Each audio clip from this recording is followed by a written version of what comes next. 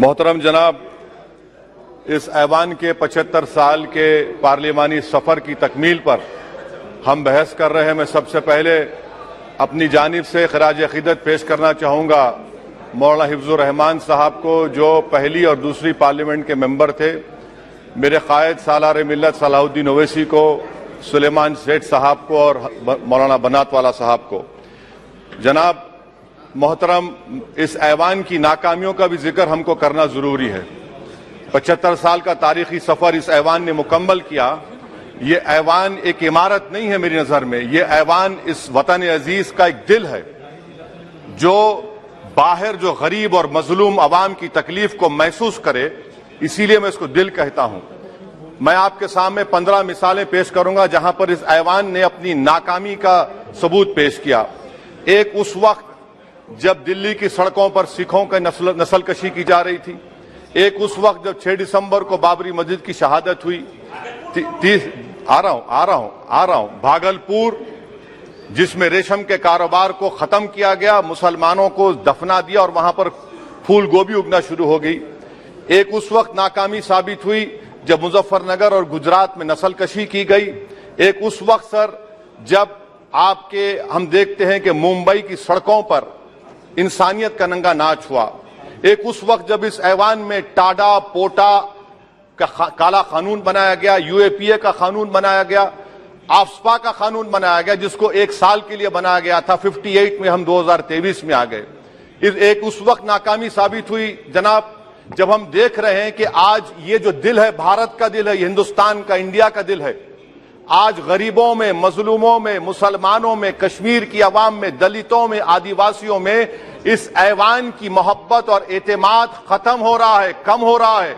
इसीलिए जनता सड़कों पर आकर एहतजाज कर रही है, क्योंकि उनको लग रहा है कि ये इमारत बन चुकी है, हमारा दिल नहीं है। चाहे CAA का प्रोटेस्ट हो, चाहे किसानों का प्रोटेस्ट हो, चाहे शेड्यूल कास्ट के रिजर्वेशन का मसला हो। इसीलिए मैं आपके जरिए हम तमाम को मुतनब्बे करना चाह रहा हूं कि अगर हम रोडों पर इंसाफ करना जनता को अलाउ करेंगे, इस ऐवान को दिल नहीं रखेंगे, तो याद रखिए ये हमारी पार्लियामानी जमहूरियत के लिए बड़ा नुकसानदेह साबित होगा। और नुकसानदेह इसलिए भी होगा कि क्या हमको अपने ख्वाब गफलत से, अपनी जिम्मेदारियों से निभाने के लिए क्या भगत सिंह को आके बैठना पड़ेगा ऊपर कि देखो तुमने 75 साल में कैसा कानून बनाया और किसको कहां तक पहुंचा दिया। स्पीकर जनाब, इसीलिए मैं कह रहा हूं कि हम तमाम को अपनी जिम्मेदारियों को निभाना पड़ेगा। ये इमारतें ईंट से बनी हुई जरूर हैं, मगर ये इस इमारत में दिल है। इस इमारत को दिल के तौर पर बरकरार रखना पड़ेगा।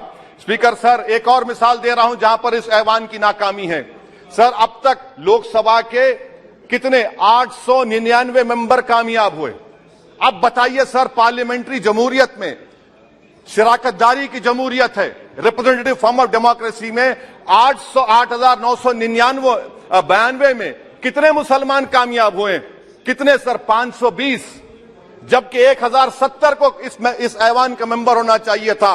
कितना डिप्रीविएशन है सर? कितना डिप्रीविएशन है? 92% डिप्रीविएशन है। इस मौजूदा पार्लियामेंट में स्पीकर साहब सिर्फ 26 है, 14% मुसलमान और सिर्फ 4.8 उनका रिप्रेजेंटेशन है। बताइए, हम वोट डालने वाले बन गए, वोट लेने वाले नहीं बने। या तो हकीकत यह है कि आप वोट डालना नहीं चाहते उनको, आप सबको वोट डालेंगे, मगर जहां पर मुसलमान आएगा वो कामयाब नहीं होगा। बताइए, जब दिल में एक 14% आबादी की नुमाइंदगी नहीं होगी तो आप क्या फैसले करेंगे? क्या इस ऐवान को हम कहेंगे कि ये रिप्रेजेंटेटिव फॉर्म ऑफ डेमोक्रेसी है? स्पीकर साहब, मैं आपको एक और मिसाल देना चाह रहा हूं। बाबा साहिब अम्बेडकर ने सही कहा था, अंग्रेज उस जमाने में पार्लियामेंट बुलाते थे टैक्स बढ़ाने के लिए। हम उसी रास्ते पर जा रहे हैं, हम तो बाबा साहब अम्बेडकर को हमने सच साबित कर दिया। स्पीकर सर, आखिरी में मैं आपको बताना चाहूंगा कि आज आप देखिए कि चाणक्य ने क्या कहा था। चाणक्य ने सही कहा था कि जब राज चलाने वाले व्यापारी हो जाएंगे तो उस राज के लोग भिखारी हो जाएंगे।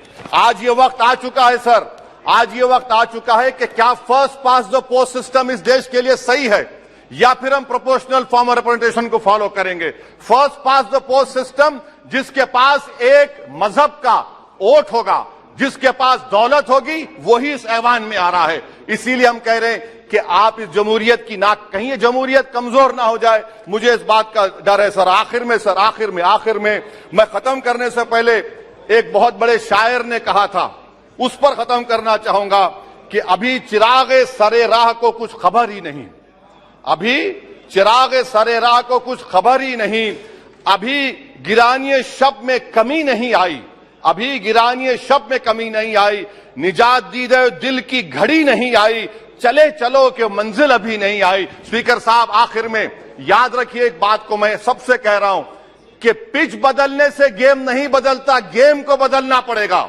आप पिच बदल रहे हैं, वरना याद रखिए जब तक हम अपने जमहूरी उसूलों पर, रूल ऑफ लॉ पर, संविधान पर अटूट अमल नहीं करेंगे, वरना याद रखिए कहीं नई इमारत भी हिटलर की राइक्सटैग की इमारत ना साबित हो जाए। बहुत बहुत शुक्रिया सर। ये नहीं